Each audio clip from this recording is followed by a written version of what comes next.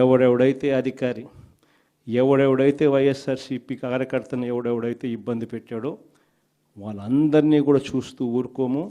చట్టం మీద దోషులుగా నిలబెడతాము.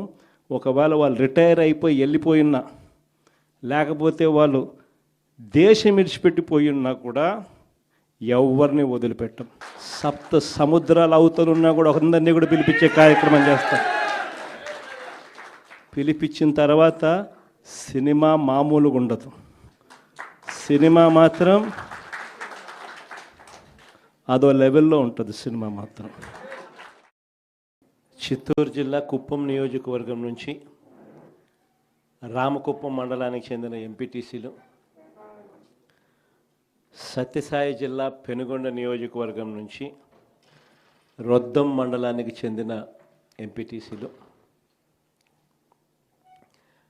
మడకశిర నియోజకవర్గం మడకశిర మున్సిపాలిటీకి సంబంధించిన కౌన్సిలర్లు, అన్నమయ్య జిల్లా రాజంపేట మున్సిపాలిటీకి సంబంధించి అక్కడి నుంచి వచ్చిన కౌన్సిలర్లు, వీరితో పాటు ఈ ప్రాంతాలకు సంబంధించిన ముఖ్య నేతలందరికీ కూడా పేరు పేరున హృదయపూర్వకంగా నమస్కారాలు తెలియజేస్తా ఉన్నాను.